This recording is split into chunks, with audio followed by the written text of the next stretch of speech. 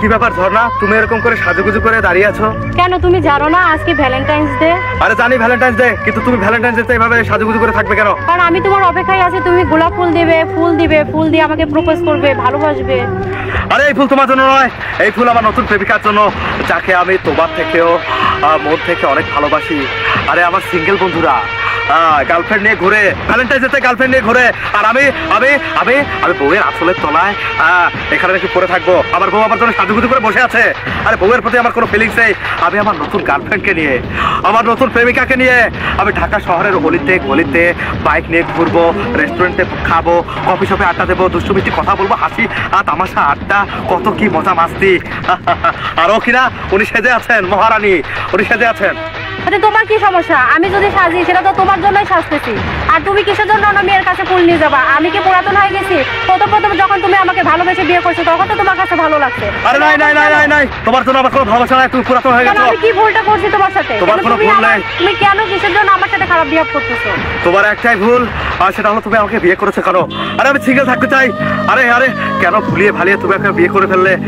আমি যদি আজকাল সিঙ্গেল থাকতাম, আজকে যদি আমি সিঙ্গেল থাকতাম, তাহলে আমি আমার ওই সিঙ্গেল বন্ধুদের মতো কফি শপে গিয়ে, বারে গিয়ে, দোকানে গিয়ে, চিপাই চাপাই গিয়ে, পার্কে গিয়ে আমার নতুন গার্লফ্রেন্ডকে নিয়ে আড্ডা দিতে পারতাম। কিন্তু এখন আমি পারি না।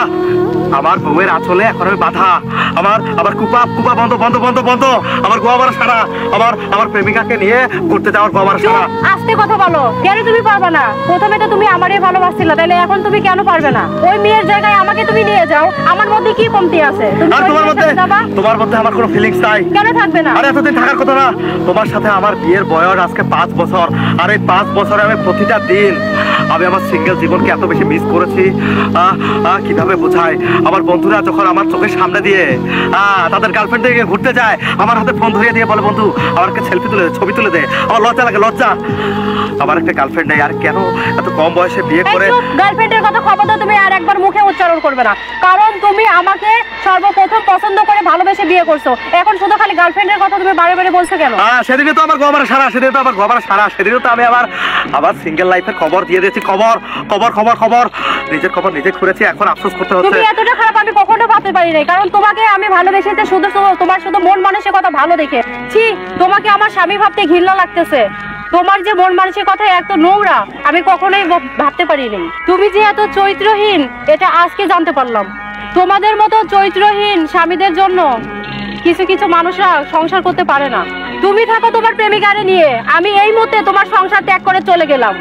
আমি করবো না তোমার সংসার। তোমার আমি আমার জীবনটা শেষ করতে আমি অনুতপ্ত, আমি আন্তরিকভাবে দুঃখিত। তুমি আমার কাছ থেকে কোথাও যাবে না। তুমি যেটা আশা করেছিলে, এই গোলাপ তোমাকে আমি দেবো, ভ্যালেন্টাইন্স ডেতে তোমাকে আমি উইশ করবো, এই যে তোমার হাতে গোলাপ দিলাম, আমি শুধুমাত্র তোমাকেই ভালোবাসি। আসলে আমার ভুল হয়েছে, আমি অনুতপ্ত। আর ঝর্ণা তুমি বিশ্বাস করো, আমি খোদার কসম করে করতেছি, আমি ওইবার কাছে আর যাবো না। আমি তুমি যা বলবে আমি তাই করবো। আমি তোমাকে শুধুমাত্র ভালোবাসবো। তুমি আমার কাছ থেকে দাদা আশা করেছিলে, আমি তাই করবো। তোমাকে নিয়ে ঘুরতে যাবো, ফুচকা খাবো, চটপটি খাবো, ওই মেয়েকে নিয়ে আমি যা ভেবেছি আমি সবটাই তোমার সাথে করবো। তুমি আমাকে ছেড়ে যেও না ধরা, তুমি আমাকে ছেড়ে যাবে না। আমি অনুতপ্ত, আমি আমার ভুল বুঝতে পেরেছি। আসলে আমাদের মতো কিছু ছেলের মন মানসিকতার সমস্যা। আরে আমরা ঘরের মধ্যে সুন্দরী বউ রেখে আমরা অন্য নারীতে আসক্ত হয়ে যাই, পরকীয়ার মতো একটা ভয়ানক রোগে আক্রান্ত হই, নিজের মন মানসিকতার পছন্দ ধরাই। দিন শেষে আমরা আমাদের ভালো সংসারগুলোতে ফাটল ধরিয়ে সংসারগুলো নষ্ট করি, সুখের সাজানো গোছানো সংসার। তাই বলছি, তুমি আমার প্রতি রাগ না করে তুমি আমাকে ছেড়ে যেও না।